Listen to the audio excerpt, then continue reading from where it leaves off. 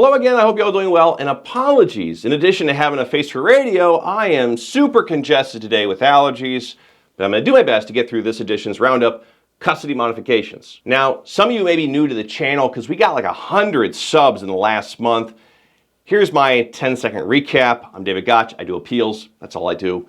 Here's my street cred, and I trip and fell, if you will, into this video hobby channel, which has taken on a life of its own, and when work permits, or about once a month, I put out a video and a brief companion magazine covering a bunch of appellate cases. And today we're summarizing appellate court decisions that dealt with custody modifications from the last year or so.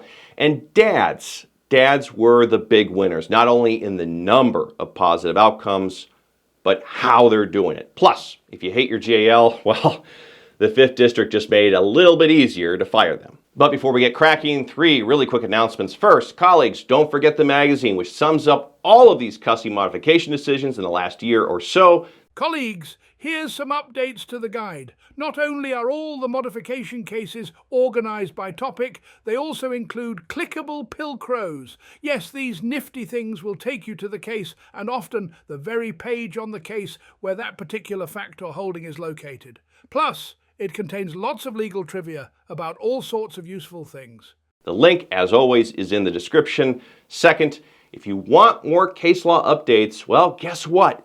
It's officially a roadshow. I will be presenting 3 lectures at these seminars. Mark your calendars. You don't want to miss it. And if you're a CLA coordinator for your county's bar association and you're interested in having me do a presentation, then just email me for availability. And finally, later on in this video, I have a surprise for colleagues looking to add to their library of case law, which you can take advantage of today if you stick near the end. Okay, advertisement over.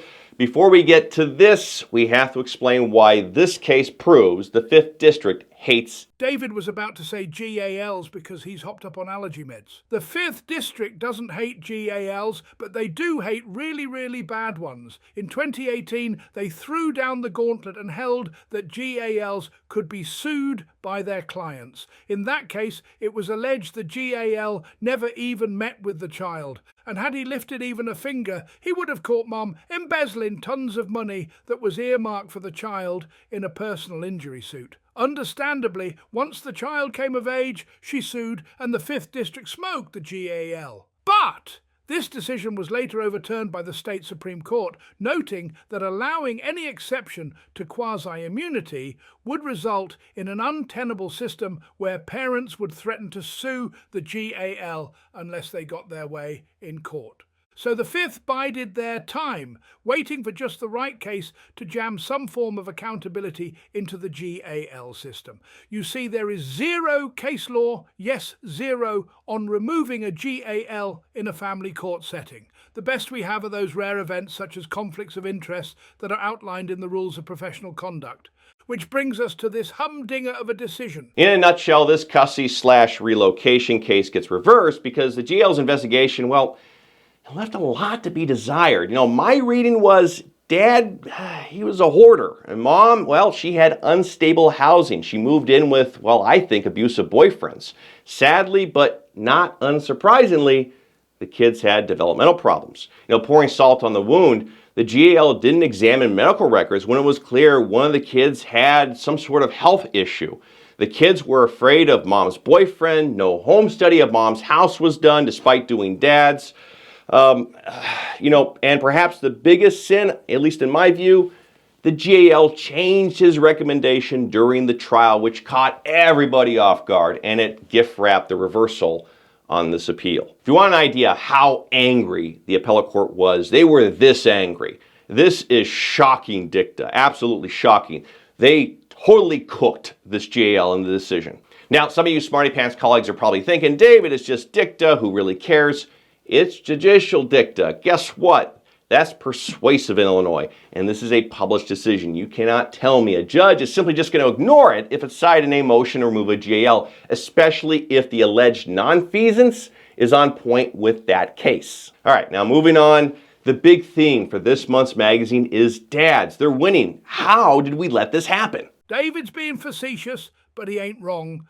there's been a statistically significant increase in dads winning, at least on appeal, within the last 10 years, but these comparable numbers aren't the real story. It's what dads needed to show to get primary custody. For example, back in the old days, one of the biggest reasons cited for dad to take the reins was mental health problems arising out of mom. But today, the reasons are all over the map. Some serious, but others more moderate in nature. And I think that's what the recent decisions are telling us, like this one, where dad's biggest advantage was just being there for his kids. Yes, mom moved around a little bit, but it was mostly dad being a Chad. Additionally, schooling and stability are now big things for dads. If you look at the Bedford decision, it was the school and dad's consistency that carried the day there. You know, a decade ago, dads needed like Class X felonies, hardcore drugs, mental health, physical abuse in most instances.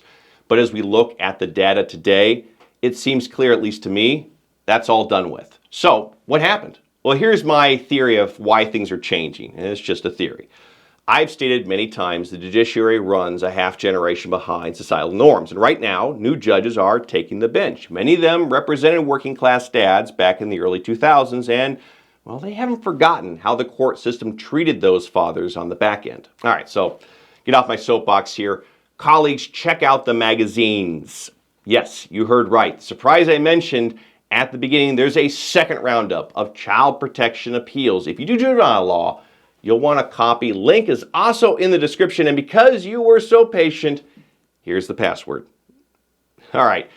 That sums up this edition. The next topic was polled from 50 lawyers, and it's relocations by a vote of 1 or 2 that carry the day. But I have no idea when I can get started on this one, so it's a very TBA release, hopefully September, book of business and health permitting. But if you want a heads up when it drops, well, as always, you know what to do.